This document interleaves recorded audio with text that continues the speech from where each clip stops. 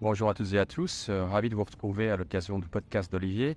Aujourd'hui, je reçois Geoffrine Donadieu, prix de Flore 2022 avec son beau roman Chien et Louve. J'ai eu le plaisir de la recevoir lors du Philo Bistrot à l'Alliance française de Sydney par visioconférence. Et c'était une soirée riche en émotions avec une co-nancéenne, puisque nous sommes tous les deux nés à Nancy. Voilà, et c'est une autrice très douée, très sensible, que j'ai eu le plaisir de rencontrer à Paris. Ensemble, on est allé au Café de Flore. On a bu un verre à son succès, à son prix de Flore. Et ensemble, nous avons discuté de l'impact du vécu sur la littérature, sur la façon dont on écrit. Voilà, je vous laisse avec cette vidéo qui, j'espère, vous plaira. Et je vous dis à bientôt.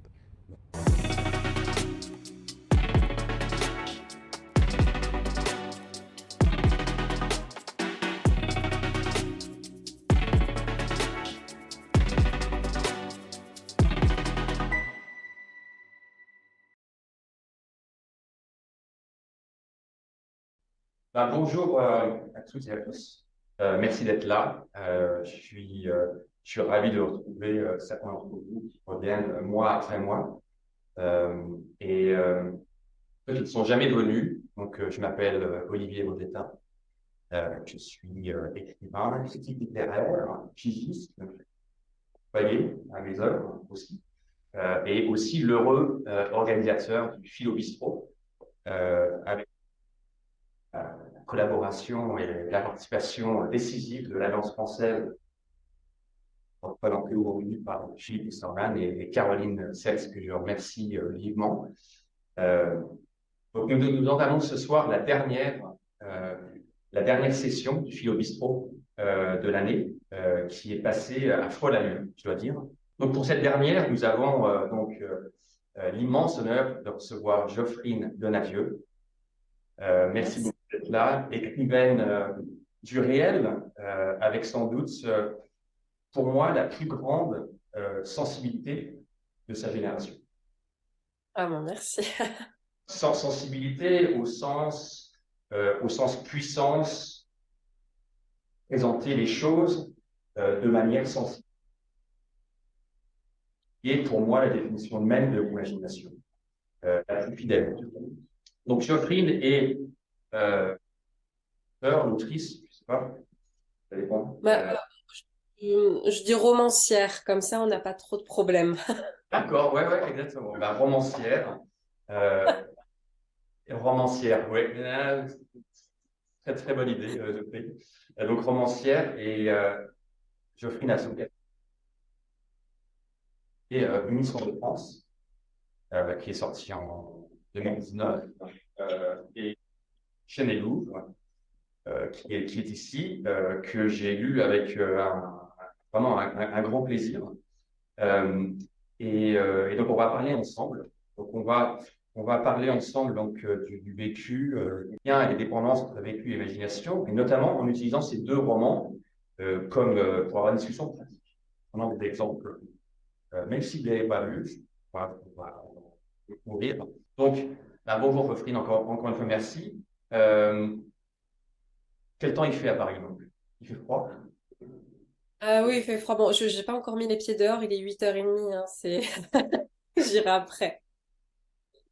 Alors, vous êtes où exactement à Paris? Décrivez-nous votre quartier, votre rue, votre chez vous. Faites-nous voyager jusqu'à chez vous, qu'on soit avec vous. Ah bah là, je vais vous faire quelque chose de très parisien. Alors pourquoi Paris? Je suis arrivée à Paris il y a 16 ans parce que je voulais faire du théâtre. Euh, et là, je suis actuellement dans le 5e arrondissement. Le 5e arrondissement, non, même pas, je suis pas dans le 5e. Je dis ça, alors je vous explique un petit peu, c'est que je suis venue à Paris pour être comédienne et pour écrire aussi à 16 ans, mais ce genre de métier ne permet pas d'avoir un logement vraiment fixe. Donc hier, on me prêtait un appartement dans le 5e et aujourd'hui, on me prête un appartement dans le 6e. J'ai pas encore Donc, c'est un petit peu la réalité quand même pour les romanciers et les artistes, tout simplement. Mais je suis quand même dans le cliché. Là, ce matin, alors que ça n'a pas toujours été le cas, je suis pile poil dans une petite rue située à Saint-Germain-des-Prés qui est située entre le café de Flore et le café des Deux Magots. Super. Voilà. Donc ça va, alors par contre là vous ne voyez pas mais c'est 15 petits mètres carrés en fait autour de moi. Ce n'est pas ce n'est pas un palace, mais parce que pendant le confinement, j'ai dû arrêter mes activités, je mettais en place des ateliers de théâtre et d'expression dans les hôpitaux auprès des enfants malades, donc dans les hôpitaux pédiatriques et psychiatriques. Et puis avec le confinement, tout s'est arrêté.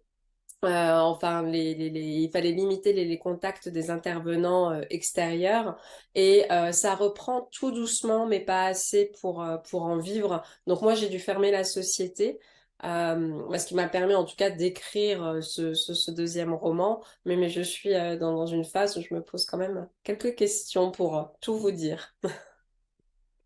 Bon, ben, et on va parler de tout ça, hein. Mais merci en tout cas on imagine hein, les Deux Magots, le Flore, voilà, c'est le quartier littéraire de Paris. On y est, on est avec vous. Euh, Merci. alors plutôt que de vous présenter, je vais laisser Wikipédia vous présenter. Alors Wikipédia, qu'est-ce qu'il dit Wikipédia?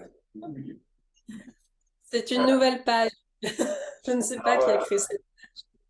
alors, oui, je sais pas. Mais voilà ce qui est sur Wikipédia.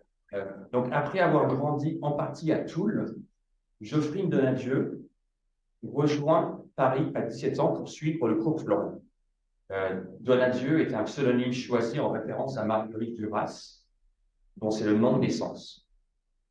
En 2019, il sort son premier roman, L'Histoire de France, édité par Gallimard dans la collection Blanche. Le roman narre l'histoire de Romy, 9 ans, que l'on retrouve dans le deuxième roman de l'écrivain, Chienne et Louve, sorti en 2022. Voilà, et ça se termine là. Alors moi j'ai deux commentaires. Le premier c'est pas très complet Wikipédia, pas très complet parce que il ne mentionne pas que Romy, votre héroïne, elle est vraiment très rock. Elle est vraiment très rock. Elle adore la musique. Elle va dans une boîte à panier derrière Paris, qui s'appelle Chez Paulette, qui est un pub rock voilà, réputé dans la région. Et moi, j'aime bien Romy. J'aime bien Romy et c'est pour ça que j'avais envie de mettre un peu, C'est bizarre. de mettre un peu en mode rock. Alors, j'ai pas, j'ai pas Muse, mais j'ai The Killers. Euh, et donc, voilà. Donc, Wikipédia ne dit pas que votre roman a un petit côté American Psycho aussi, parce que dans American Psycho, donc de Burton Ellis, il mentionne Genesis et Phil Collins. Dans le roman de Geoffrey, c'est plutôt Muse, mais on va parler de tout ça. Donc ça, c'est le premier point. Le deuxième point, ils ne sont pas très réactifs, Wikipédia, quand même, parce qu'il manque quelque chose de fondamental. Si vous êtes arrivé le mois dernier, vous savez de quoi je parle? Qu'est-ce qui est arrivé à Geoffrey le mois dernier? Il a gagné le truc de Flore, hein. C'est quand même incroyable ça, hein. Oui, c'est plutôt chouette. Je reviens pas trop. C'est. Et donc, c'est un prix créé par un certain Frédéric Beigbeder. Euh, qu'est-ce que. Moi, j'ai entendu dire que donc de celui qui recevait ou celle qui reçoit le flore, donc a un verre de Chablis tous les jours pendant un an, dans un Alors, verre c'est un avec verre, ouais, c'est un verre de Pouilly, pas de bougie. mais de Pouilly. Mais en effet, pendant un an, j'ai droit à un verre de Pouilly dans un verre gravé à mon nom, ce qui est assez drôle, mais je vais pas y aller tous les jours récupérer mon petit verre, sauf si vous m'accompagnez, mais bon. Après, ce qui est assez drôle, c'est qu'il est dans une vitrine au sein du café et que quand les serveurs me voient arriver, ils doivent chercher le verre dans la vitrine. me l'offrir. Mais pour l'ego, c'est très étrange. Il y a un petit cérémonial qui vient avec Ouais, quand vous venez. D'accord, très ouais. bien. C'est une bonne idée en soi. Alors, Et ce qui est assez drôle, c'est que sur la carte du menu, en fait, les lauréats depuis 94 sont inscrits. Donc, juste avant les œufs mollets, il y aura mon prénom. ah, la postérité. Voilà. Ah oui, alors là. Ah, excellent. Excellent. Donc, c'est un prestigieux prix qui vous a été donné. Avant Geoffrey, il a été attribué donc, à Vincent Ravalec, Michel Houellebecq, Claude Dustan, Paul Ray, Christine Angot, Amélie Nothomb, Vincent. Donc, que des grands, hein, on est d'accord, que des grands, La que des préf. grands noms. Qu'est-ce que ça vous a fait de recevoir ce prix et est-ce que ça va changer quelque chose dans votre carrière de romancière? Euh, je ne m'attendais pas du tout à avoir ce prix. C'était le 10 novembre et je ne m'y attendais tellement pas. C'est que moi, comme j'ai des petits soucis de logement, j'avais prévu de rapatrier des affaires chez mes parents en province le lendemain à 7 heures du matin. Donc, j'étais pas du tout dans l'optique de recevoir un prix en cette rentrée parce que malgré tout, c'est un deuxième roman que les deuxièmes romans, c'est une catégorie qui est plus difficile parce que les premiers romans, c'est une catégorie à part. Les journalistes font un peu attention. Les journalistes vont parler du livre s'ils l'ont aimé. S'ils ne l'ont pas aimé, ils ne vont pas en parler. Et puis, on se retrouve qu'avec des premiers romans. Donc, c'est tout nouveau. Alors que le deuxième roman, on fait plus partie de la catégorie nouveauté. Et on est un petit peu noyé avec des personnes qui ont déjà écrit 5, 10 romans, 15 romans. euh, et les journalistes ne seront pas aussi tendres que pour le premier. Donc j'ai vu des camarades qui avaient sorti un premier roman avec moi ne pas avoir eu de très bons retours pour le deuxième. Donc je m'inquiétais de cela. Euh, donc moi je m'étais un petit peu protégée, je m'étais dit le principal c'est que la presse elle est bonne, si t'as pas de prix tu t'en sors déjà bien. Et il y a eu ce prix, et on me l'a annoncé, il était 15-16 heures et je devais aller au Flore le soir au café de Flore à 19 heures ou 20 heures, je sais plus, mais j'étais un petit peu à côté de moi toute la soirée parce que je n'ai pas réalisé. Et que le lendemain j'ai déménagé quand même. Donc c'était violent. Et il est sympa avec Bel Air? Oui, oui, oui, mais c'était une ambiance très joyeuse, très festive. Il y avait beaucoup de gens que je ne connaissais pas parce que pendant 3 ans, j'étais enfermée chez moi à écrire, à ne voir personne. Et d'un coup, on est presque dans une grosse fête avec certaines mondanités. Un homme, pour vous dire, est venu jouer de la guitare devant moi. Et il jouait très très bien, mais j'étais tellement fatiguée que je l'ai pris pour le mec de la musique, qui fait la fête de la musique dans mon village. Mais c'était juste le guitariste de Johnny Hallyday. Et, et moi, je fais, ah, c'est bien. Mais donc j'étais à côté toute la soirée. Bon. Ben, merci en tout cas de nous faire vivre cette soirée par procuration. Tiens, moi, votre livre, il m'a beaucoup touché. Je l'ai beaucoup aimé, vous le savez. On en a discuté en préparant cette soirée. Et donc, j'ai écrit en ligne et je l'ai imprimé en fait pour tous les participants ici. Pour les gens qui sont en ligne, j'ai un blog, mais voilà, je vais passer un blog et le livre un peu plus. Euh, alors, euh, Geoffrey, ce soir, on va marcher par chapitre, euh, entrecoupé de musique et de lecture. Euh, des romans Chien et loup, pour vivre une expérience sensorielle commune, tous ensemble, pour aiguiser nos imaginations si vous voulez bien. Et la première séquence, donc, c'est le vécu. Donc, on va parler du vécu avec vous. Et pour introduire donc cette séquence, ce premier chapitre, nous avons une vidéo, une chanson. Euh, donc, c'est par un groupe anglais mythique. L'album s'appelle Absolution. Le genre, selon Wikipédia, c'est alternative rock ou hard rock. On va écouter ça et puis on se retrouve après.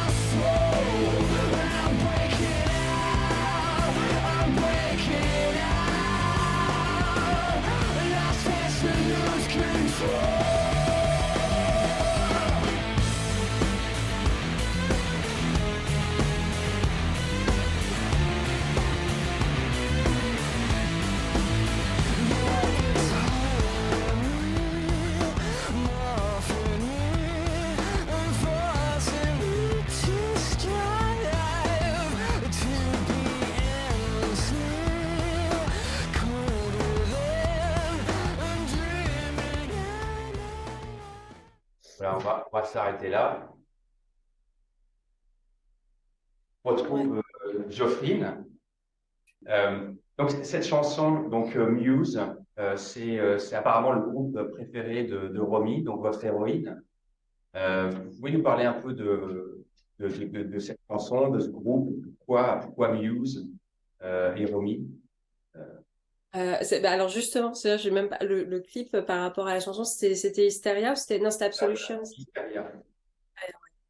En fait, c'est un groupe de rock qui emporte Romy, mais après, c'est vrai que je me suis fait plaisir. C'est un groupe que j'aime énormément, que j'ai découvert. J'avais 14 15 ans et dès que j'ai pu, c'était mon premier vrai gros concert.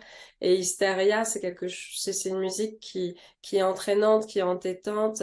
Euh, et en plus, hystéria, juste ce mot, il est très, très, très fort parce que il y a quelque chose de l'ordre de l'impossible à contenir ces émotions. Et pour la petite anecdote, cette chanson était reprise pour une pub de parfum, je sais plus quel parfum c'était. Et, et comment? Dior. Ah, c'était Dior. Ouais. Et eh ben merci. Et Romy qui est avec une mère qui travaille dans un centre commercial, qui a envie que tout soit beau chez elle. Elle a forcément vu des pubs de parfum avec de la musique, avec tout ça. Voilà. D'accord, très bien, ben, merci. Donc, le vécu, donc Geoffrine vient de l'Est, du Grand Est, et de Toul plus exactement. Donc, à des années-lumière de Paris, avant que le TGV en tout cas n'arrive en 2008. Euh, et de façon sans doute explicable, cette région a donné naissance donc à d'autres auteurs de premier plan. Donc, on a parlé de Virginie Despentes auparavant. Il y a aussi Nicolas Mathieu, donc Climent quand même. Donc, c'est qu'il doit y avoir quelque chose. Maria Pourchet et bien d'autres encore. Donc, pour vous donner une indication, Toul, c'est une petite ville un peu en Lorraine, donc nord-est de la France, pas très loin d'Allemagne. Euh, En hiver, il fait froid, et l'hiver dure longtemps. Donc, il y a le froid, il y a la distance, il y a le climat. Et puis, c'est un terreau de bière aussi, hein, à Lorraine. Donc, on fait partie de la France, de l'Allemagne, un peu en alternance. Donc, sans doute, tout ça mêlé donne envie d'écrire. Et quand je pense à Toul en hiver, moi, je pense à la Russie, un peu. À la Russie, à ses auteurs, aux auteurs russes. Alors, c'est lire, hein, mais ça fait penser à ça. Si vous venez à Toul, vraiment un soir de janvier, c'est un peu ça. Non, il n'y a pas les tocs, mais quasiment. Donc, et vous ne donnez pas un portrait très tendre de Toul dans vos livres, Geoffrine. Et donc, ma question, c'est en quoi Toul, en particulier, vous a influencé et vous a fait quelque part devenir l'écrivaine que vous êtes aujourd'hui.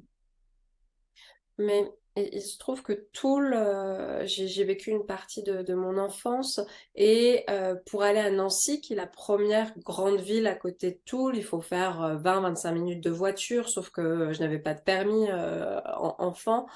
Et donc tout paraissait très, très loin, très compliqué. Toul, c'est une ville avec qui a les remparts, les remparts de Beauvand.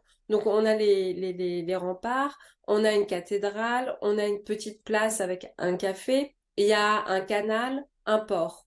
Et mais un petit port qui s'arrête et ça s'arrête là. Donc en fait, ces remparts déjà mettent des limites presque au milieu de vie, mettre un cadre comme si moi j'avais cette sensation de ne pas pouvoir sortir de ces remparts qui sont accessoirement tout petits. Et je voulais voir quand même ce qui se passait au-delà. Et moi, ce qui m'animait beaucoup, c'était ma parenthèse, ma bulle qui me faisait explorer d'autres mondes. C'était l'univers du théâtre, au théâtre du Moulin, qui se trouve dans les remparts et d'explorer des personnages. Et très tôt, j'ai su que je voulais partir à Paris. Mais à l'époque, Paris, c'était très loin. Et comme vous le dites, Toul, on pouvait avoir cette sensation d'être dans l'Est, mais le vrai Grand Est, la Russie, l'Ukraine, parce qu'il n'y avait pas le TGV. Le TGV est arrivé en 2008, je crois. Et pour aller à Paris, déjà, on mettait 5 heures. Donc, enfant, 5 heures, c'était déjà beaucoup, beaucoup trop. Et j'appelais parce que je voulais sortir de ces remparts. À l'époque, il y avait un magazine qui s'appelait Casting, qui était un magazine de cinéma, de théâtre. Et à la fin, il y avait des petites annonces pour rechercher des comédiens, en fait. Et de temps en temps, il y avait une annonce pour enfants. Et quand ça me concernait, entre 8 et 10 ans, j'appelais le directeur ou la directrice de casting. Et à chaque fois, la personne entendait la voix fluette de fillette et me disait, mais non, tu n'habites pas Paris ou région parisienne. Et donc déjà, je me disais, ces remparts me bloquent en fait. Il faut vraiment habiter à Paris. J'appelais le cours Florent et me disait, mais non, c'est une formation pour professionnels, pour adultes. Donc ils m'envoyaient, ils étaient très gentils, ils m'envoyaient la brochure, ils m'ont envoyé la brochure des cours pendant 6 ans, mais il fallait habiter Paris. Et j'avais l'impression que si je restais à Toul, j'allais terminer à travailler dans un supermarché parce qu'il n'y avait pas trop le choix, ou alors dans les champs parce qu'il y a quand même beaucoup de paysans, ou alors où il fallait que je m'engage dans l'armée. Mais petit à petit, tout ce monde-là s'écroule parce que les bases ferment, les centres commerciaux s'ouvrent un petit peu plus loin et sont beaucoup plus nombreux. Donc évidemment, tout ce que je dis là, c'est avec la vision que j'avais dans les années 2000. Ouais, ouais, ouais. Non, c'est vrai que ce qu'on n'a pas mentionné, c'est que je suis aussi originaire de Toul et je suis d'accord avec cette notion de rempart, Auban. Et c'est vrai qu'on a cette sensation de Ouais, d'être cadré. cadrer avec des frontières autour de nous, des frontières réelles et imaginées. Et donc, vous, votre bulle, donc vous mentionnez votre bulle, c'est vraiment l'imagination et ce rêve de monter sur les planches, de devenir comédienne, ou du moins d'explorer des personnages. et donc d'explorer d'autres vies que la vôtre. C'est Oui, ça. pardon. Non, ce qui se passait, c'est que j'adorais, depuis toute petite, j'adorais rêver et c'est dommage que les profs ne nous laissent pas plus rêver ou qu'on n'ait pas un espace même dédié au rêve et à l'imaginaire. Et je trouve, et encore, c'était à mon époque, aujourd'hui, quand je vois les enfants qui ont beaucoup, beaucoup d'activités, qui sont beaucoup aussi sur les réseaux.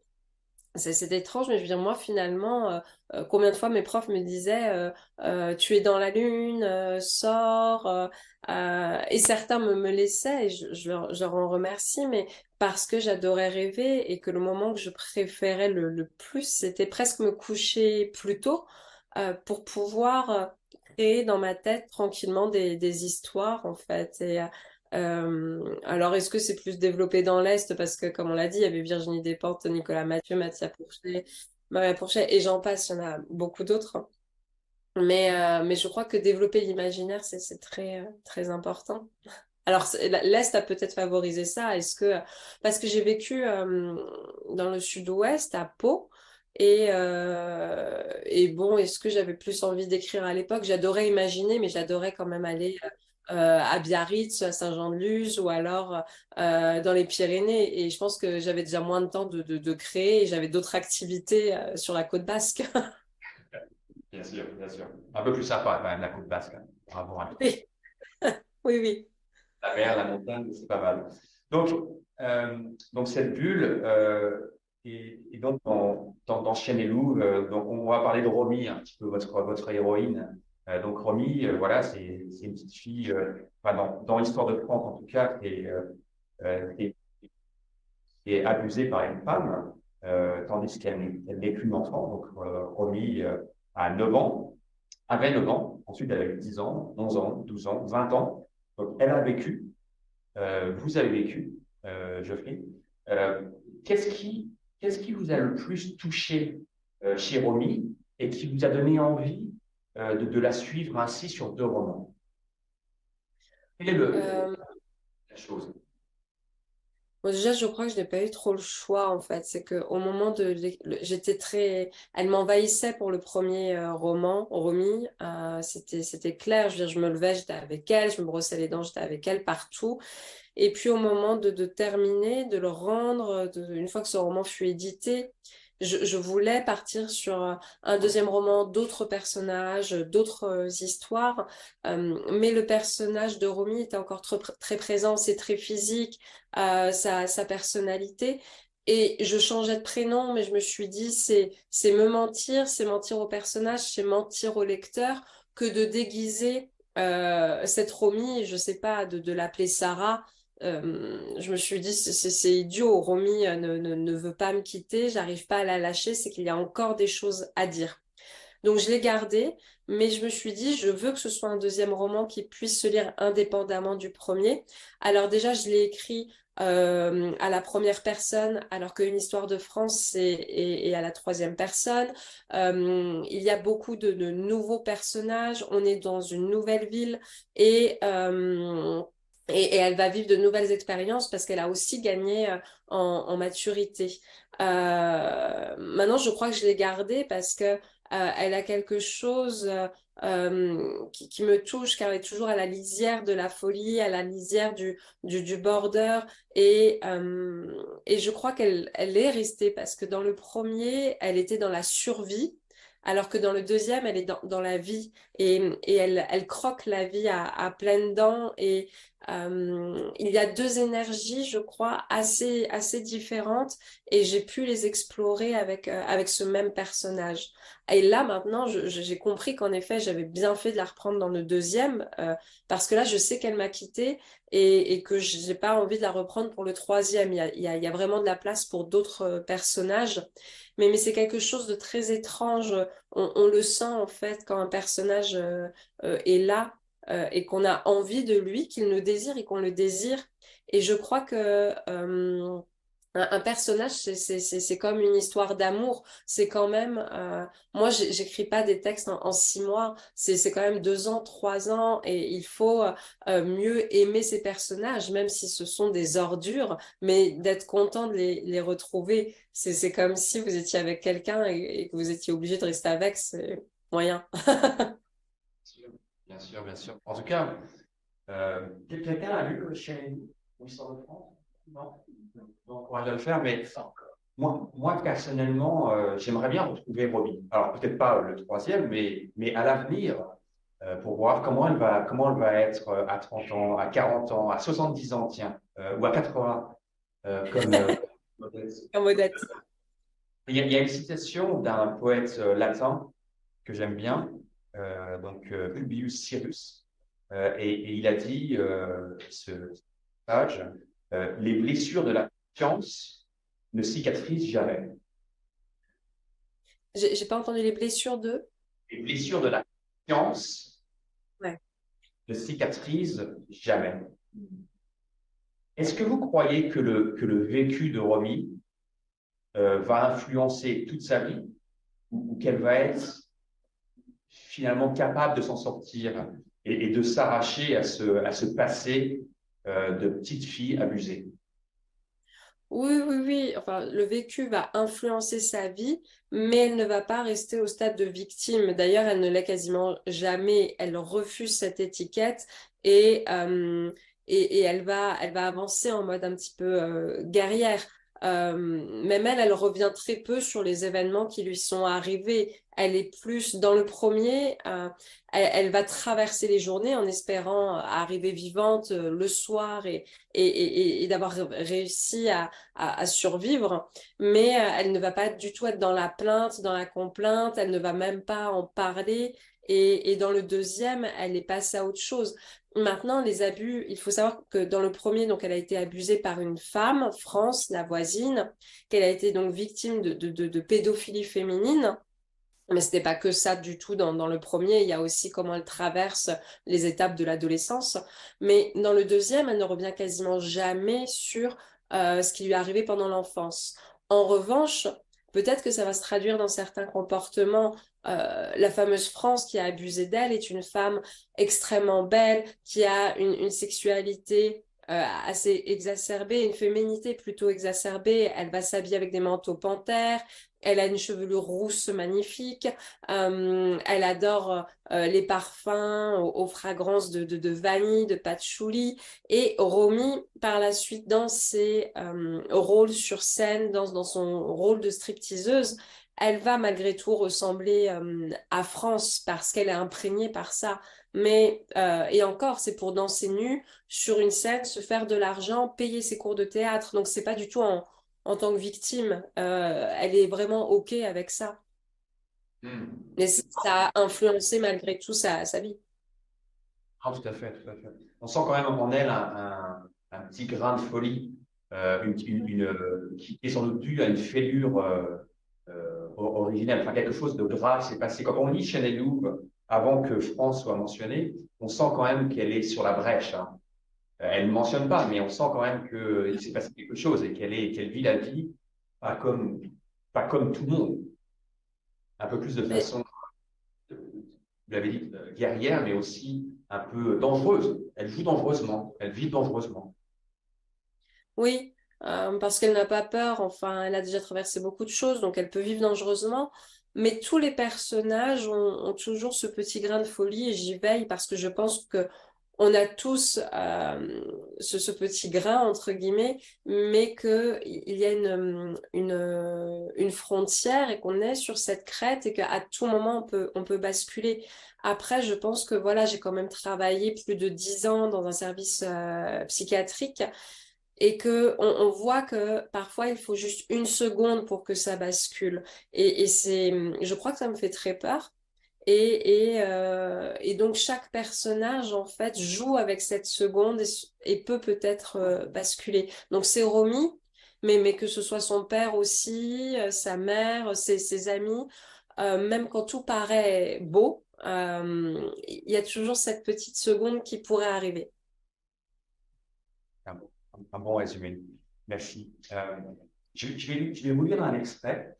Donc, on va parler un petit peu de Toul, mais en parlant Paris. Parce que les deux sont un peu antinomiques. Je vais vous lire un paragraphe qui m'a beaucoup plu. J'aime Paris. J'embrasse ses défauts. J'accepte sa cruauté, les promesses qu'elle ne tient pas. Paris me rattrape toujours. Si tant que je la quitte, elle m'offre une vue, une image, un espoir. Alors je reste. Je suis sa maîtresse. Je baise ses pieds, ses lèvres au réveil, son haleine alcoolisée, son corps en sueur.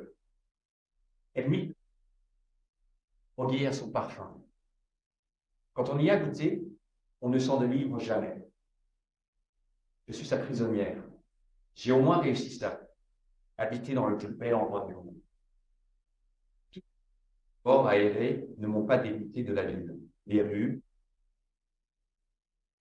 accueillent mes pas et mon souffle. Je raffole des odeurs de goudron, de peau d'échappement, de la Seine, des rues pavées. Ça me change de Toul. Même les rats s'ennuient. Paris est un cocktail qui se boit à toute heure. Je me fonds dans son décor. Je veux lui plaire, qu'elle m'adopte, devenir son enfant. J'apprends vite les codes. Je fais tout pour m'intégrer. Je suis plus parisienne que les Parisiens de naissance.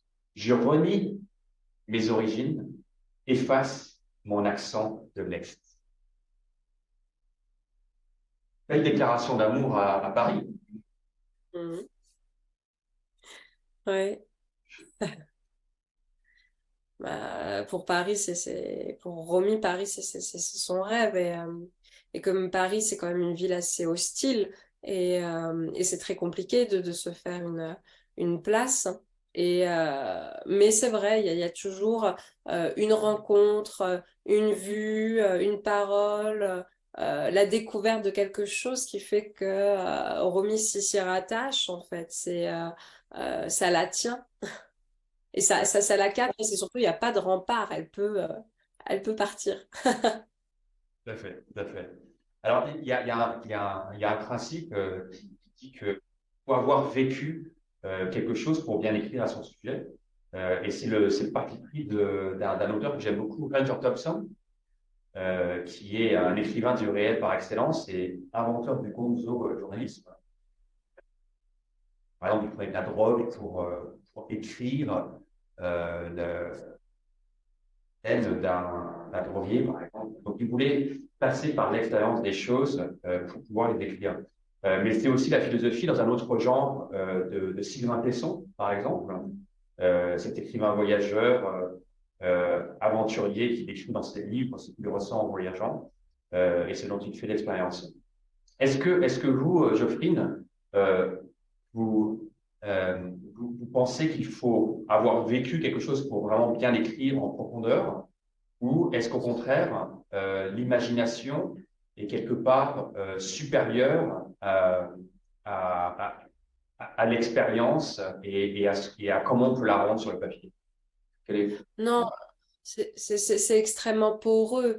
Heureusement, l'imaginaire est un outil extrêmement puissant et il le faut parce que en cette rentrée littéraire, et même ça fait déjà 4 5 ans, on a beaucoup de textes sur des thématiques sociales et sociétales. Nous allons avoir des textes sur des femmes qui ont été abusées ou victimes voilà, ou violées.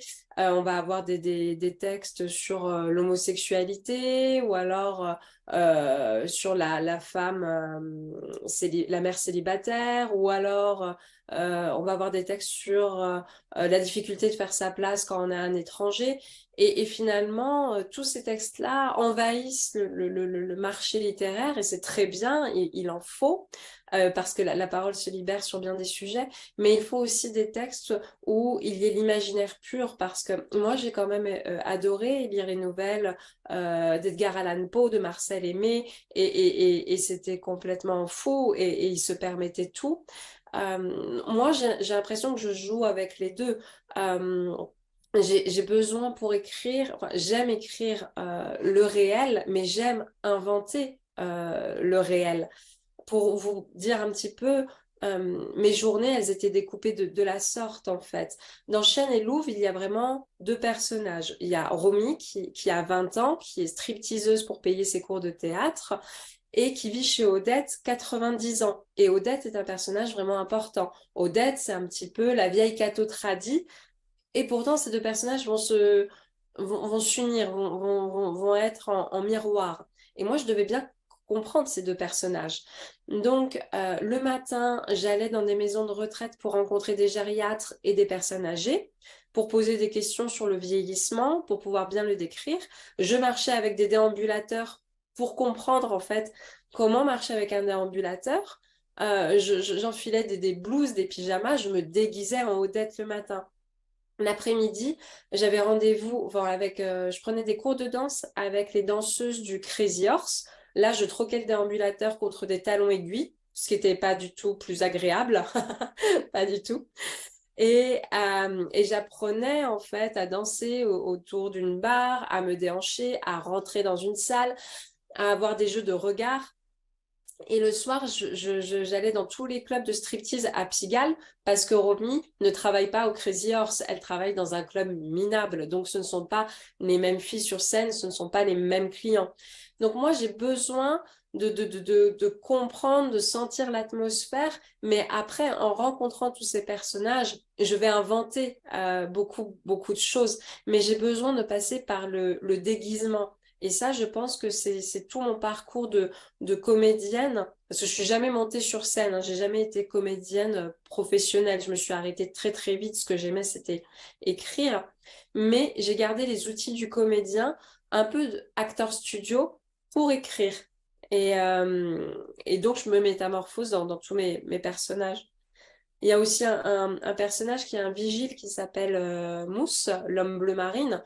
C'est lui, il représente à lui seul ces 10 vigiles que j'ai rencontrés dans les boîtes parisiennes pour les interviewer, pour avoir des bouts d'histoire et moi en inventer d'autres. Voilà. Je ne sais pas si j'ai répondu à votre question, mais tout ça, c'est très poreux. Mais donc, il y a quand même un côté Hunter Thompson en vous. C'est-à-dire que vous allez faire votre enquête, vous allez Oui. dans les lieux, vous allez vous mettre dans la peau de ces personnages. Euh, et ce qui est super intéressant, et d'ailleurs, on parlera de la suite après, de votre troisième en préparation, de ce que vous allez faire. Mais donc, c'est l'heure du quiz sur le vécu. On va faire un petit quiz. Donc, ça va être des jeux de questions-réponses assez rapidement. Donc, Geoffrine, vous avez 7 ans, 8. OK? Donc, quelques questions très, très rapidement. Donc, le matin avec votre maman, queue de cheval, tresse ou cheveux lâchés? Cheveux lâchés. À l'école, dans la lune, en train de rêver ou plutôt sérieux au premier rang? J'étais au premier rang pour faire bonne élève, mais je rêvais. Dans la cour, corde à sauter, billes ou jeu de poupée? Jeu de poupée. Les meilleures notes, maths ou français? Français. Vous avez déjà copié sur votre voisin ou votre voisine? Oui, en maths. Au goûter d'anniversaire, beaucoup de copains, copines ou juste quelques-uns, une poignée? Une poignée. Dans votre bouche, bergamote de Nancy ou fraise tagada? Fraise tagada. Dans votre bouche encore, pain au chocolat ou bretzel? Un bretzel, ça revient. Et enfin, dans votre jardin, chat ou chien? Chien. Merci Geoffrey. Voilà, c'est ce qui nous amène donc au deuxième chapitre qui va se poser sur l'imagination. Alors, on a eu un problème de son avant, donc je vais peut-être le jouer juste sur une petite enceinte qu'on a ici. Donc, on va commencer par une chanson du même groupe. C'est une chanson qui date de 2006. L'album, c'est Black Holes Obligations. Je ne sais pas si vous devinez ce que c'est, mais c'est aussi dans le thème. Voilà. On va juste écouter quelques instants.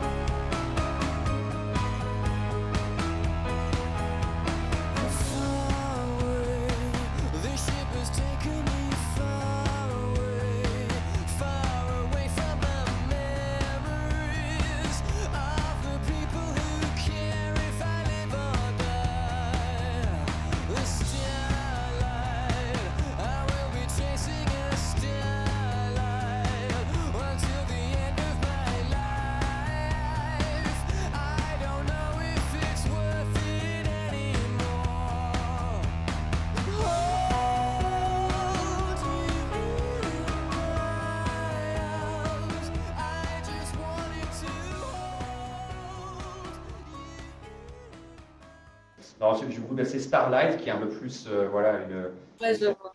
enjouée, un peu plus heureuse, l'imagination. Voilà, donc on va parler de ça. Euh, l'imagination. Donc, la peur, comme le désir, est très liée à l'imagination. Euh, et donc, on parlait de Toul, donc il y a un canal aussi à Toul, hein. Il y a un canal, et donc on est au bord d'un canal et on imagine ce qui peut arriver. On s'imagine tomber, alors on a peur. On voit les filles à mannequins s'afficher sur les couvertures des magazines de mode, alors on s'imagine être à leur place et on désire de ressembler. Ma question euh, pour vous, c'est dans votre propre imagination, qu'est-ce qui vous fait le plus peur? Quelle est la chose qui vous fait le plus peur quand vous rêvez, justement? Mais de devenir folle. Ça, on revient, c'est quelque chose qui est très, très présent parce que euh,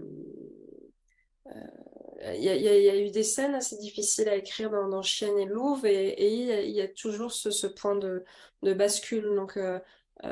Et quand on est investi, qu'on part et qu'on est emmené par ces personnages, il y a un moment où je pense on peut vriller. Et c'est important d'être entouré par quatre cinq personnes qui acceptent le processus et qui vous ramènent sur Terre. Et au contraire, ce qui vous donne envie, de quoi avez-vous le plus envie, votre rêve le plus fou des côtés positifs? Moi, quand enfin les personnages m'emmènent, c'est ce moment le plus fort parce qu'en fait, au début, j'ai des personnages, j'ai un décor, j'ai un univers et puis je joue finalement comme un enfant, je mets mes petits personnages dans mon décor et puis à un moment, on ne maîtrise plus la chose et les personnages m'emmènent ailleurs et m'emmènent dans des endroits qui sont encore plus faux que ce que j'avais imaginé au début. C'est retrouver ce déclic-là à chaque fois, si possible, ce serait formidable. Euh, et c'est comme ça que vous savez que ce que vous écrivez est comment dire, c'est pas en rapport avec la vérité ou vraiment quelque chose qui puisse donner des émotions aux gens. C'est un test un petit peu pour vous, comme ça? Je peux le ressentir parce que c'est très physique et quand j'écris, je suis extrêmement fatiguée, même épuisée et mon corps lâche en fait. Quand je touche des vérités qui sont des vérités, attention, quand j'ai des vérités, c'est des vérités pour les personnages. Quand je touche quelque chose de vrai, je veux dire. Et c'est ça mon souci, c'est le souci à la fois du réel, mais le souci de la vérité du personnage, comme si je ne voulais pas les trahir et que j'avais besoin de leur confiance. Donc mon corps, quand il touche quelque chose de juste, il vient taper quelque chose. Et pour le premier, je me souviens que je me suis cassé la clavicule à un moment bien particulier dans l'écriture du texte. Pour le deuxième, je me suis cassé la cheville. Et puis j'enchaîne les infections et c'est fou comme le corps somatise. Euh, mais en même temps, je sais que j'appuie un point sensible et que je suis sur la bonne voie. Mais on le sent à vous lire, on sent que vous écrivez vraiment pas avec votre intellect Non, ou intelligence, c'est vraiment avec le ventre, vraiment. avec le ventre. Ouais, j'allais dire avec les tripes, mais c'est un peu loin. Mais effectivement, on sent beaucoup ça, et c'est pour ça que je disais au début que je trouve que le film est vraiment incroyable d'un point de vue sensibilité. Parce que quand on vous lit, on sent cette écriture qui est vraiment en phase avec le corps. Et moi, ça me parle. Et c'est vraiment très beau. Euh, et ce que vous dites là sur la clavicule et la cheville, c'est euh, quelque part, ça peut être vu comme un acte manqué finalement. Enfin, c'est quelque chose, alors que vous écrivez, ça vous arrive, c'est quand même une drôle de coïncidence, vous trouvez pas? Oui, oui. À chaque fois, je me disais, est-ce que c'est un signe, toujours un signal d'alerte très, très fort parce qu'il y a une sorte de mise en danger quand même. Et puis, il y a eu beaucoup de mise en danger à chaque fois. Donc, c'est peut-être pour ça que je peux pas écrire tous les 6 mois. Je veux dire, le troisième, je me demande ce que je vais me casser. Je vais Le attendre un peu. troisième, j'ai l'impression que ça va être donc sur un coureur donc Vincent Philippe, donc qui a fait le bol d'or. Enfin, j'ai entendu se dire dans les ragots. Donc faites attention quand même à vous, hein, si vous montez sur Oui, une. oui, oui. Bah, je ne remonterai pas 2 fois de suite sur sa moto, hein. Il a été champion du monde 9 fois ou 10 fois du bol d'or à Manicourt, sur le circuit de Manicourt, et pas que ailleurs, je sais plus où. Et, non, je remonterai pas sur sa moto. Bon, vous me rassurez, merci. Je vais vous lire un autre extrait. Peut-être que je vais prendre le micro pour être sûr.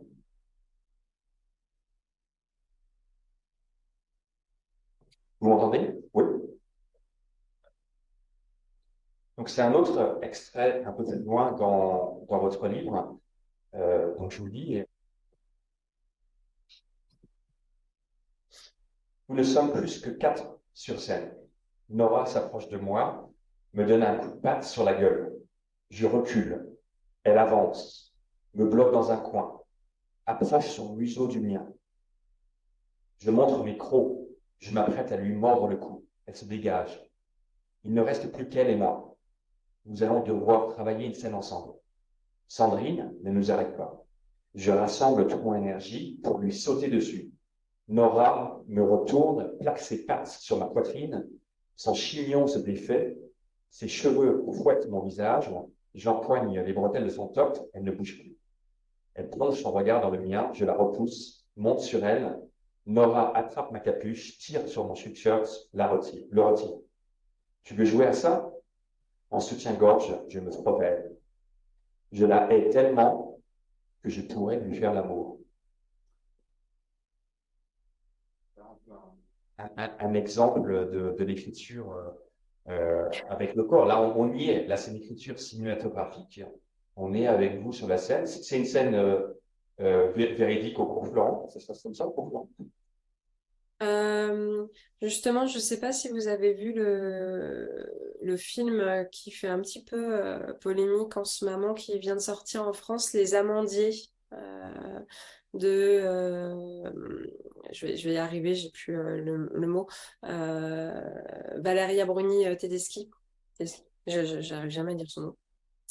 Et en fait, elle décrit bien ça, les cours de théâtre. Et moi, c'est ce que je voulais faire dans le livre, la violence des cours de théâtre, la violence des rapports sociaux, mais ce qui se passe sur scène aussi, parce que entre les élèves, ce n'est pas simple, mais le rapport de domination avec les professeurs est très présent, et les élèves vont au bout de quelque chose, en tout cas, pour réaliser des performances extrêmement fortes ou violentes. Mais quand on est dans ce cours de théâtre, quand on a envie de faire ce métier qui n'est pas un métier traditionnel, on fonce et on y va en fait. Et il fallait vraiment que je montre le côté organique et que j'arrive à décrire ce côté animal qu'il y a en fait en chacun de nous et là en chacun des comédiens. Ah, mais on ressent bien dans le livre, en tout cas, ce côté animal. Et qu'on ressent aussi en lisant Histoire de France, hein. Il y a pas mal de références à la vie sauvage et à l'instinct, je dirais. Euh, donc, instinctif plutôt que réflectif, qui rend les personnages certainement très vivants, en tout cas. Ouais, et puis j'ai besoin qu'il y ait toujours du mouvement. Euh, Après, peut-être que ça, je le fais aussi parce que je ne suis pas toujours assise devant l'ordinateur. Je passe beaucoup plus de temps à danser, en fait, hein. Je danse pas du tout bien, mais c'est quelque chose pour lâcher le cérébral et vraiment que ce soit le corps qui parle parce que le corps, il a toujours un temps d'avance finalement sur le cérébral. Non, tout à fait, tout à fait. Je ne sais pas si à ce stade, on va quand même pause, mais c'est une question pendant le public ou on- Moi, j'ai une question. Oui, bonjour. Bonjour. Alors, Olivier, merci d'organiser encore ces soirées.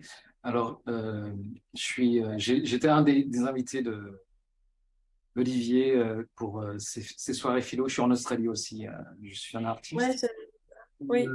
Et je suis très impressionné par votre livre. Je vous remercie d'être là ce soir. Donc, Merci on à est en vous. Italie et en France à la fois. Et j'aimerais. Donc, je suis impressionné par le fait que. Bon, je vais faire du name dropping, mais je suis impressionné par le fait que sur une trame qui est très similaire aux Illusions perdues de Balzac, vous arrivez à greffer là-dessus du Greg Araki, un peu, avec Mysterious Skin, un peu. Vous voyez, des histoires de viol et de pédophilie. Et, et un roman d'initiation, donc sur votre roman principal. Et j'aimerais vous poser une question qui est très importante pour moi au point de vue de l'art, puisque je suis un artiste. C'est qu'est-ce qu'il en est du style pour vous? Qu'est-ce qu'il en est de la langue française et du style? Je vous pose cette question parce que, vous voyez, on est dans une situation où il y a beaucoup de bilingues, de gens qui apprennent le français, etc. Et on est dans un monde à l'heure actuelle où il y a beaucoup d'anglais, il y a beaucoup de français, mais aussi le langage évolue et la manière dont vous avez pris et vous lancez vos personnages dans vos romans. Est-ce que pour vous, le style et l'évolution du style du langage est très importante et comment votre style a changé depuis votre première œuvre? Donc, dans les mots, Oui, oui. l'amour, c'est de ça dont je voulais vous poser la question. Merci beaucoup. Non, mais merci à vous. Oui, le premier, dans une histoire de France, je crois que mes phrases étaient extrêmement courtes. J'utilisais un langage très cru et c'était vraiment sujet, complément, verbe parce que je ne prétendais pas faire de la belle et de la grande littérature. Je voulais avant tout que le lecteur comprenne. Donc, j'étais dans la simplicité, mais que j'ai retravaillé 18 fois pour arriver juste à ce sujet complément verbe. Mais il fallait que ce soit le texte le plus simple possible et que surtout le lecteur ne se perde pas dans des images, dans un trop-plein d'émotions pour qu'il puisse suivre la trajectoire de Romy avec ce qu'elle vit à chaque seconde. Donc en fait, pour moi, un mot égale une seconde. C'était comme ça que je concevais une histoire de France. Pour ce qui concerne Chêne et Louve, déjà, il s'est passé, je l'ai écrit en 2 ans et demi, 3 ans. Je pense que l'écriture a forcément évolué. Je compare toujours l'écriture à du vin, en fait. Il ne cesse de gagner, l'écriture ne cesse de gagner en maturité. Et d'ailleurs, il y a un auteur, j'aime beaucoup ce qu'il dit, et je reviendrai à votre question, hein. Il dit qu'un livre atterrit dans les mains au bon moment. Et c'est comme une bouteille de vin qu'on va chercher à la cave. On va pas prendre la meilleure bouteille de vin si on n'a pas encore dégusté d'autres vins avant. Voilà, c'est Daniel Pennac qui dit ça.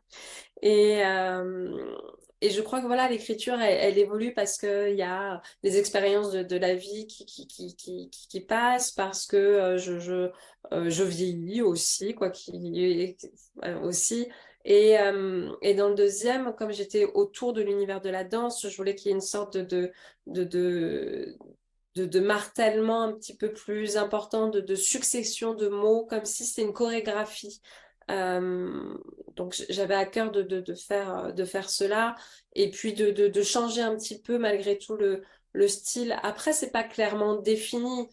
C'est quand j'écris, je vois que l'écriture évolue. Et là aussi, il y a eu 18 ou 19 versions, je sais plus, parce que entre le premier chapitre et la fin, l'écriture a changé et on est obligé de repasser presque, je sais pas, de l'enduit par-dessus pour harmoniser le tout.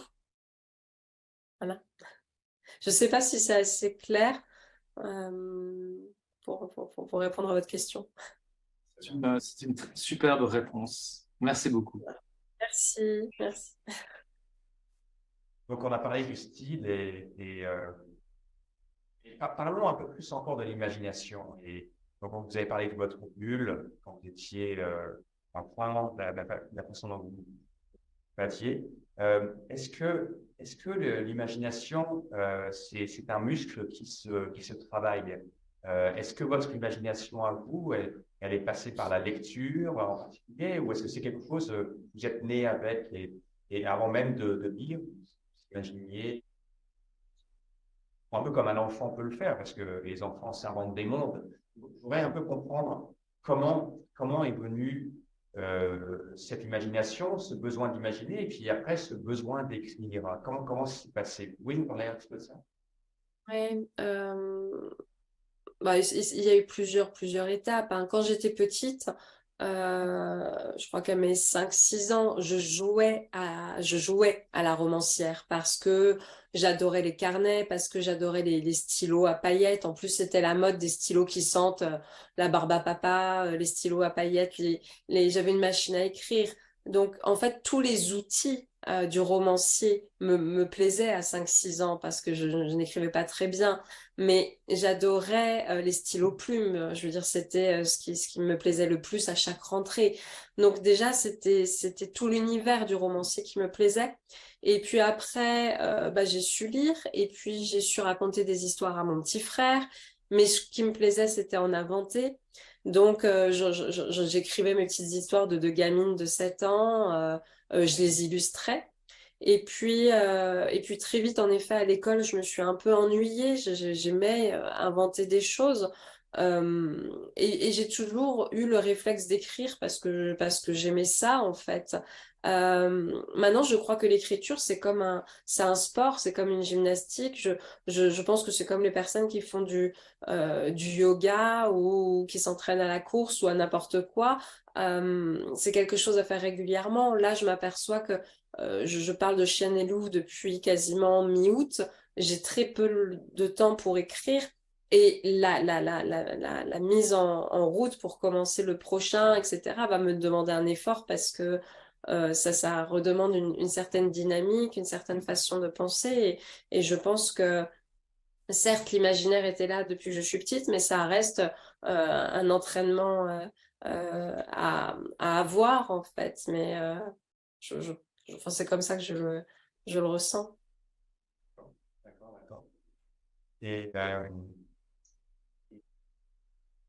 je pense juste donc, à la situation des enfants aujourd'hui, des jeunes générations, avec les écrans, les réseaux sociaux. euh, et donc, il y a des études qui disent que les gens lisent moins aujourd'hui. Euh, et donc, quand je pensais à cette soirée qu'on allait faire ensemble, je me suis demandé si la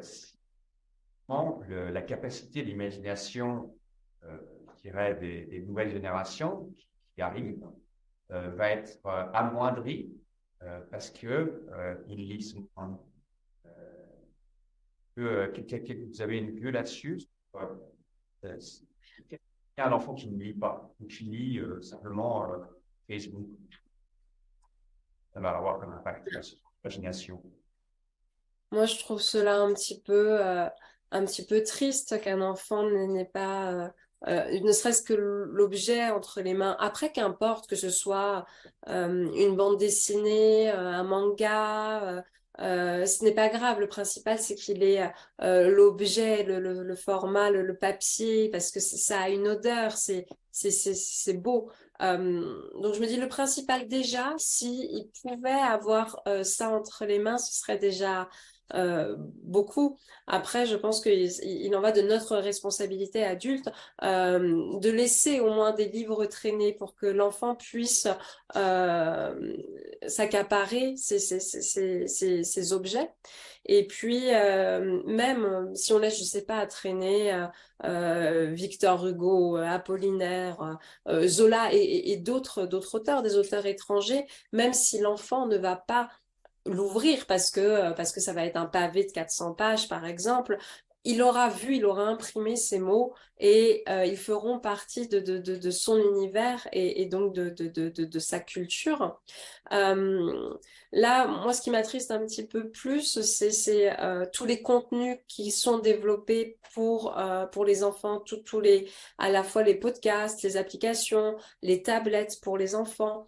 Je pense que il faut peut-être que je suis vieille, peut-être même je suis peut-être une vieille idiote en fait de penser cela, mais je suis persuadée que laisser l'enfant seul avec une feuille et pas beaucoup d'objets à sa disposition lui permettra de créer, d'inventer, de se ressourcer. Et puis, on voit très bien quand on laisse un enfant avec ses petits copains dans un jardin, comment un bout de bois, il va le transformer et puis en créer quelque chose. Comment une chaise tout d'un coup se transforme en voiture. Je fais des enfants ont cette capacité de tout créer. Donc moi, je me pose juste la question de est-ce qu'on leur donne pas trop de choses? On leur fournit des univers en fait. Et là, on en revient à ce que je disais tout à l'heure, il faut pouvoir imaginer, c'est un entraînement d'imaginer. Mais si dès la naissance, on les habitue à ne pas imaginer parce qu'on leur fournit un univers, c'est peut-être un petit peu dommage.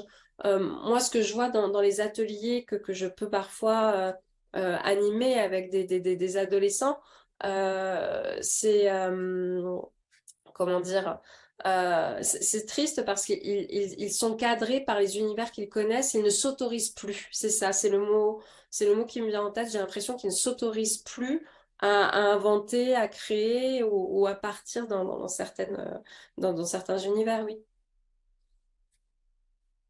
Parce qu'on n'en a pas trop parlé, mais donc, vous faites des interventions dans des centres aussi socioculturels, vous travaillez avec les enfants dans des hôpitaux psychiatriques notamment. Qu'est-ce qui est... Vous pouvez nous parler un petit peu de cette activité-là et de ce que votre travail de romancière et d'imagination, comment ça peut aider ces enfants-là à aller mieux et à sortir de là? Vous pouvez nous parler un petit peu de ça, comment vous utilisez vos compétences de romancière pour leur bénéfice? Oui, alors en fait, ce qui s'est passé après le cours Florent, j'ai commencé à faire des castings pour pouvoir quand même être comédienne. J'avais obtenu mon diplôme, mais je ne supportais pas être dans la même journée trop grosse ou trop fine par rapport au directeur de casting. Je supportais pas, parfois j'étais trop blonde ou trop brune, et puis j'étais pas, je me disais mais tiens, le public qui vient dans la salle, qui est-ce? C'est celui qui a accès à la culture, mais celui qui n'a pas accès à la culture, qui est-ce? Tiens, on l'appelle le public empêché. Le public empêché, c'est celui qui est enfermé en maison de retraite, dans les hôpitaux, en prison, celui qui s'empêche lui-même en fait tout simplement par des croyances de se rendre dans des lieux culturels. Et je me suis renseignée pour faire des formations grâce au ministère de l'Éducation, de la Jeunesse et des Sports. Et là, j'ai fait 2 ans, 3 ans de formation pour être directrice de centre socioculturel et je me suis spécialisée en psychiatrie, mais après avoir vu tous les autres services. Hein. Donc, ça pouvait être aussi bien les soins palliatifs, que ça pouvait être tout ce qui était cancer, leucémie, gastrique, enfin...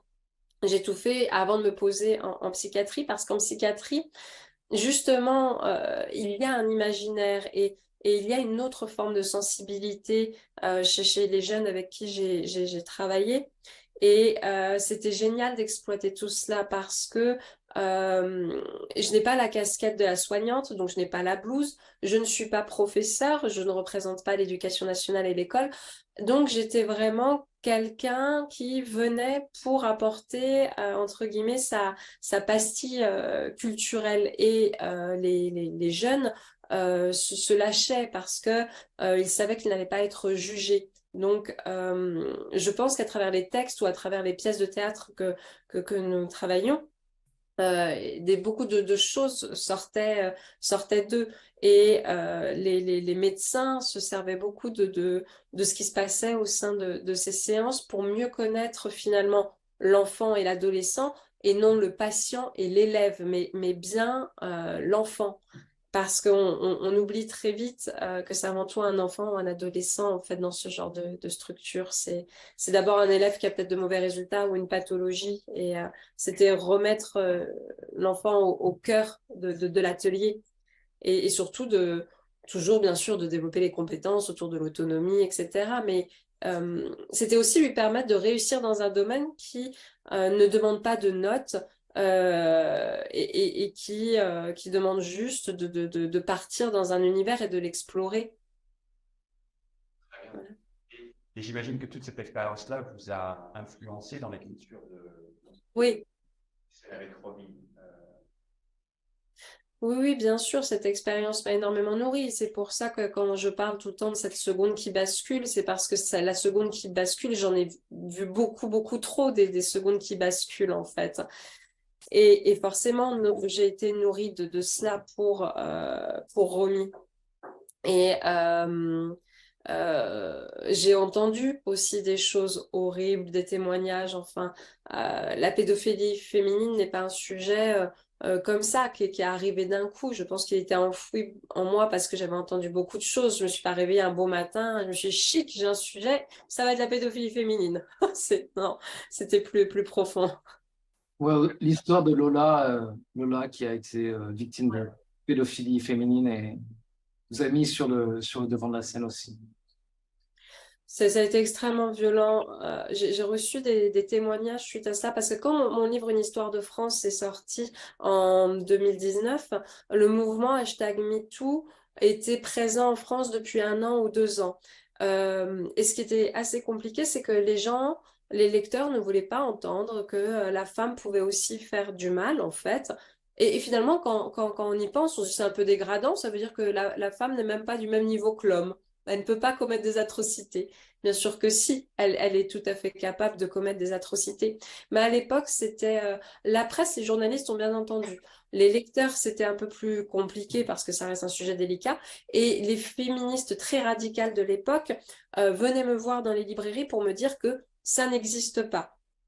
Alors que si, ça existe. L'affaire Lola évidemment, et montre que oui, ça existe et que c'est terrible. Mais maintenant, il s'est passé quasiment 5 ans, 6 ans, je ne sais plus exactement. Et je pense qu'on est un peu plus prêt à entendre que la femme peut faire ce genre d'atrocité. Ce n'est pas, elle n'a pas elle montre pas patte blanche. Ouais. Mais je pense qu'il y a encore beaucoup de choses à faire quand même sur ce sujet, de bien prévenir les enfants et puis juste peut-être d'avoir une certaine éducation des tout petits, comme il se passe dans certaines écoles, mais son corps, c'est son corps et c'est pas celui de la nounou, c'est pas celui des parents, c'est pas celui de la voisine, c'est bien le sien. Mais peut-être euh, moi, ce que j'entends dans les discours, c'est qu'on dit toujours à un enfant, si un inconnu te propose un bonbon, tu refuses. Mais on dit jamais si une inconnue te propose un enfant. Dans les mentalités aussi, demain, j'ai demandé ça à des amis, tu as le choix d'avoir un babysitter ou une babysitter, toutes vont prendre la babysitter. Euh, donc voilà, c'est pas encore très, très, très intégré. Alors après, Dieu merci, c'est pas tous les hommes et toutes les femmes ne sont pas des violeurs. C'est un cas, mais c'est toujours un cas. Et donc, Voilà. vous êtes une écrivaine, une romancière engagée. Donc, il y a un sujet de départ, mais vous avez à cœur enfin, de pas juste d'écrire une histoire, mais c'est un vrai engagement. On sent quand même un engagement. C'est quelque chose qui vous porte, cet engagement. Est-ce que c'est quelque chose qu'on va retrouver dans le troisième roman qui arrivera dans quelques temps? Euh, oui, je pense que dans le troisième roman, il y aura l'imaginaire sera vraiment au rendez-vous. Voilà, comme je vous l'ai dit, je suis vraiment bercée par Poe et Marcel Aimé, mais je vais encore avoir le souci du détail, le souci du réel, le souci de bien comprendre mes personnages. Et je vais forcément dire des choses, mais j'aime dire les choses, mais sans critiquer, sans juger, sans régler mes comptes, sans être dans une certaine morale, en fait, parce que je crois que tout ça, dans un roman, ça n'a pas sa place. Le roman est juste là pour décrire, emmener dans un univers, mais sans juger, voilà, ou sans prendre le parti pris pour un personnage ou pour un autre. Pour ça, après, voilà, il y a d'autres formes. Il va y avoir les récits, il peut y avoir à la limite l'autofiction si la personne a envie de se raconter, mais pas dans la matière romanesque. Non, c'est un bon résumé de votre lecture parce que vous expliquez pas, il n'y a pas du tout d'explication dans vos romans, euh, vous n'en faites pas non plus, c'est juste les sensations. les sensations qui habitent les personnages, et on suit ces personnages à travers quasiment leurs sensations physiques, sensorielles, aussi leurs pouvoirs mentaux, à défaut de pas vraiment ça, quoi. C'est une expérience sensorielle de nous lire. Donc c'est comme regarder un film au cinéma. Moi quand j'ai lu vos deux livres, je regardais un film en fait, au cinéma. Alors on oppose souvent le cinéma et la littérature en disant ah oui mais alors quand on tire un film d'une œuvre, on dit toujours ah oui mais c'est plus fait parce que il n'y a pas toute la profondeur, la richesse. Mais oui, mais au cinéma, effectivement, il peut y avoir une voix off, mais on montre simplement les actions, les sentiments des gens euh, sur ce sujet-là, vous qui avez fait pour Florent, comment vous opposez justement le théâtre, le cinéma et la littérature, et en termes peut-être d'art ou comment vous regardez le cinéma, par exemple, vous en tant que romancière, est-ce que le cinéma pourrait rendre justice à Romy dans Chien et Loup? Est-ce que c'est un problème? Toujours pareil, c'est pas histoire de rendre justice, mais c'est de montrer peut-être une autre facette. Après, je me dis que si jamais Chien et Loup est adapté, justement, c'est une adaptation. Donc, peut-être qu'au cinéma, on peut pas montrer 350 pages d'un roman. Peut-être que ça sera essentiellement Romy Odette ou Romy et le théâtre. Et pour revenir à votre question, moi, je crois que toutes les formes d'art sont très importantes. Hier, je suis très contente, je suis allée voir La Ménagerie de verre de Tennessee Williams. Ça vient forcément me nourrir de voir une autre mise en scène, de voir des comédiens. Je suis allée voir également Saint-Omer au cinéma, un film qui est sorti il n'y a pas très longtemps. Et tous les arts viennent nourrir l'écriture ou un livre va nourrir un cinéaste. Les expos, j'adore faire des expositions parce que ça permet je sais pas, de solliciter une autre zone qui ne sera pas celle, en tout cas dans mon cerveau de l'écrit, et va m'emmener sur un autre territoire qui va forcément influencer le territoire de l'écrit. Mais voilà, je crois que tout est très poreux, tout est tout se fond et qu'on a besoin de toute cette matière artistique pour écrire. Alors, en ce qui me concerne. Alors, dans la salle, nous avons donc certains Français, certains étudiants de français. Donc, ne soyez pas comment dire, intimidés. Pendant la question, on donne un micro ou pas. J'ai peut-être parlé très très vite pour les étudiants en français. Alors, est-ce que c'est possible d'acheter ce livre? Je ne sais pas s'il est à la médiathèque de Lannion, pas encore, mais cela ne saurait tarder. Ah oui, oui, il y est. Il y est. Oui, oui. J'ai une question sur votre façon d'écrire. Je n'ai pas lu vos livres, mais ça me donne envie de les lire, bien entendu. Il n'y a pas de souci. Est-ce que vous écrivez d'un trait ou est-ce que vous corrigez beaucoup? Est-ce que vous prenez beaucoup? Vous avez parlé de sujet, verbe, complément. C'est très difficile d'écrire directement en sujet, verbe, complément. Oui. Voilà, bon, c'est ça, c'est ma question. Ah, et bah écoutez, pour vous dire, hein, pour Une histoire de France, il y a quasiment eu 16 versions, je crois, ou 18. Le deuxième, il y a eu 18 versions. Alors, une chose est sûre, c'est que je vais reprendre plusieurs fois et je n'arrive pas à écrire le chapitre suivant si je ne suis pas satisfaite du chapitre qui a été écrit. Parce que j'ai l'impression qu'il y a peut-être une étape que je n'ai pas passée et donc ça va m'agacer. Une fois que j'ai compris que l'histoire était là, que j'étais plus ou moins satisfaite du résultat, je peux passer au deuxième, puis au troisième, et ainsi de suite, chapitre. Mais après, il va y avoir je ne sais pas combien de relectures. Je vais lire à voix haute aussi beaucoup de fois parce que à voix haute, je vais entendre les répétitions, les silences, ce que je vais parfois même redire dans un autre chapitre. Donc, par exemple, pour ce roman, c'est ces 350 pages. J'ai pris une journée pour le lire d'une traite à voix haute. J'avais plus de voix pour entendre tout cela. Donc, je ne sais pas si j'ai vraiment répondu à votre question, mais oui, je retravaille pour repasser, puis je retravaille à la fin. Je passe mon temps à retravailler le texte. 18 fois. Et sachant que il faisait le double, en fait, le livre. Il faisait 600 ou 700 pages. Donc déjà, j'ai coupé de moitié, et puis après, j'ai retravaillé. Voilà. Vous avez répondu. Un travail de longue haleine. Un travail de longue haleine. Est-ce que ça veut dire que, excusez-moi, mais est-ce que ça veut dire que d'un certain côté, la plupart de vos textes, vous les lisez à voix haute pour comprendre et pour avoir une certaine, profondeur avec votre style parce que vous avez besoin de les réciter comme un acteur, comme une Ouais, actrice.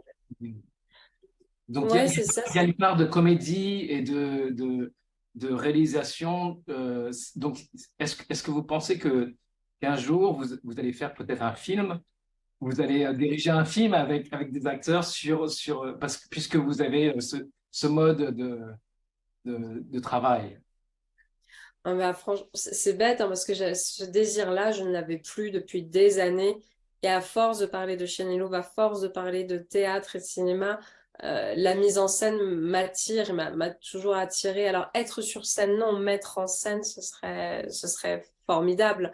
Et oui, je crois que j'ai besoin de dire les mots pour les imprégner, pour bien comprendre l'intonation, le langage du personnage, ces phrases. Et même pour les digérer et me dire, OK, c'est acté et je peux passer à la suite. Voilà. Et moi, en continuant sur ça, je sais que beaucoup de gens se demandent, c'est quoi votre journée type? Le journée type d'une romancière qui vient de gagner le prix de Flore, est-ce que vous avez un endroit où écrire pour susciter l'inspiration? Comment ça se passe? Alors bon, en ce moment, c'est un peu la promotion, donc je sais pas la journée type. Donc on va faire comme si, ça y est, on est le 2 janvier et je dois me remettre à écrire.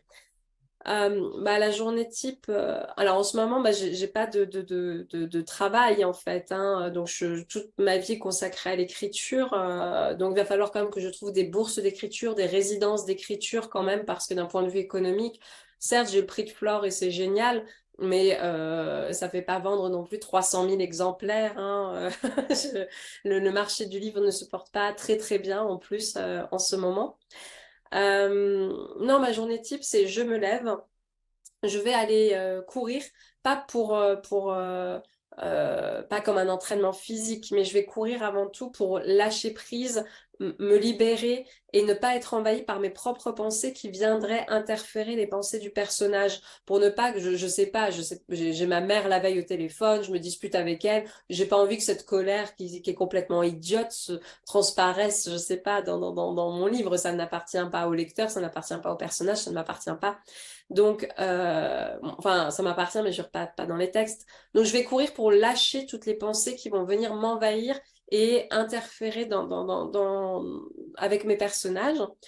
Ensuite, je vais commencer à mettre des idées. Moi, j'ai des grands cahiers de dessin. J'ai pas forcément des cahiers avec des petites lignes. C'est des grands cahiers de dessin avec des grandes feuilles blanches où là, je vais dessiner, coller, découper des images qui m'appellent, qui vont créer un univers. Je vais même dessiner à main levée le décor du personnage. Et donc déjà là, je vais lâcher un petit peu le cérébral puisque je vais être dans une forme plus artistique qu'intellectuelle. Ensuite, évidemment, j'ai des rituels. J'ai besoin d'avoir une petite bougie, d'avoir une tasse chaude de café ou de thé. Et là où ça paraît à mon avis toujours très très bizarre pour les voisins qui me côtoient peut-être, j'écris les rideaux fermés parce que je recrée la nuit en journée parce que j'ai l'impression d'être ainsi coupée du monde, donc ainsi d'être coupée du regard extérieur, d'être coupée du jugement. Je sais très bien que les personnes ne sont pas avec moi dans la pièce en train de regarder mon écran, mais d'être coupée de la vie me permet d'aller loin. Je veux dire, je n'aurais pas pu, les rideaux ouverts en grand soleil, écrire des histoires horribles, l'histoire d'abus de Romy, d'écrire des scènes sexuelles avec France, les rideaux ouverts, ou dans le deuxième, dans Chien et Louve, il y a une scène de maltraitance où Romy va quand même ligoter Odette. C'est le moment où on bascule dans la folie. On n'a pas forcément envie que tout le monde puisse voir cette folie. Donc, je vais déjà fermer les rideaux. Et puis, je vais beaucoup marcher aussi pour rester dans un mouvement et penser. Une fois que j'aurai marché, je vais revenir. À nouveau, je vais réécrire. Et puis, le soir, bah, comme vous, parfois, je vais prendre mon petit verre de vin, comme vous faites en ce moment. Et puis, je vais relire ce que j'ai fait la journée et je vais lire à voix haute. Et je vais lire, voire même apprendre par cœur les phrases qui ont pu être rédigées dans la journée. Et c'est pas une page, hein. Généralement, si j'ai 15 lignes et qu'elles sont plutôt bonnes, et encore 15, c'est beaucoup, je suis contente, mais je les apprends par cœur, tellement je les envoie, pour qu'elles cheminent la nuit dans mes rêves, j'espère, pour que le lendemain, je puisse être dedans. Voilà. Voilà. C'est l'édition, oui, l'édition. Monsieur dit, mais je crois. Merci. C'est le mot, hein, c'est le mot. Et lâcher prise, ouais, ouais, non, ça commence avec la course pour lâcher prise, mais après, ça va crescendo quand même, hein. C'est lâcher prise, après, Très bien, merci. D'autres questions? Non, pas du tout. Au contraire, j'ai vraiment fait en sorte qu'on puisse lire les livres séparément. Et il y a eu beaucoup de personnes qui ne connaissaient pas le premier parce que malgré tout, je n'ai fait que 2 romans. Donc, il y a des personnes qui ont lu Chienne et Louve et qui ont lu une histoire de France après. Et puis, il y a ceux qui ont juste lu Chienne et Louve mais qui n'ont pas envie de lire une histoire de France parce que le sujet est peut-être délicat. Mais voilà, il n'y a pas d'obligation de lire le premier pour lire le deuxième.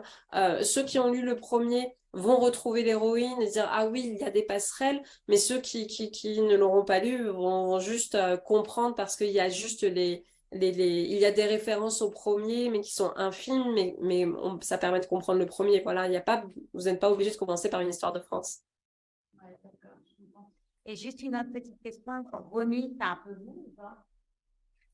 Alors, je pense que dans les personnages, il y a toujours une petite partie de soi, mais Romy, c'est avant tout c'est une créature romanesque qui a de multiples facettes. Et par exemple, Romy, la petite fille dans une histoire de France, je pense que c'est le portrait de je sais pas combien de fillettes que j'ai pu rencontrer dans mes ateliers en psychiatrie, qu'il y a une partie de fillettes également que j'ai été. Et puis, à un moment, comme je le disais, il y a les personnages vous emmènent en fait sur un territoire que vous ne maîtrisez plus du tout en fait et qui vous emmène encore plus loin que ce que vous aviez imaginé. Donc je pense qu'il y a toujours une partie de soi qu'on a envie de raconter, mais du soi, faut partir à l'universel parce que sa petite histoire n'intéresserait personne. Mais pour rebondir sur le fait que les deux sont indépendants, oui, c'est vrai, ils sont indépendants. Moi, j'ai lu d'abord Chien et Louve. Et je suis tombé, c'est pas tombé amoureux, mais je me suis, voilà, Romy m'a obsédé. Pas possible. Et donc, je devais une sorte de France. Il n'y avait pas d'autre possibilité. Je voulais savoir. C'est pour ça que j'attends Romy à 40 ans, à 50 ans, à 60 ans. Un peu comme Adèle. J'ai pas écrit Martine à la plage, Martine à l'école. Un peu comme Adèle, voilà. Vous connaissez la chanteuse qui, ses albums, elle avait 18, 21, etc. Et je trouve que Romy, ouais, ah ouais, on veut la suivre, c'est une saga, quoi. Il faut continuer avec elle. J'ai compris, mais alors peut-être pas pour le troisième. Je vous dirai ça, Olivier. Merci beaucoup. On est extra time. D'autres questions? C'est maintenant l'opportunité. Si vous voulez poser des questions à Geoffrey Donadieu, prix de Flore 2022, c'est maintenant. Félicitations. Oui, Merci beaucoup.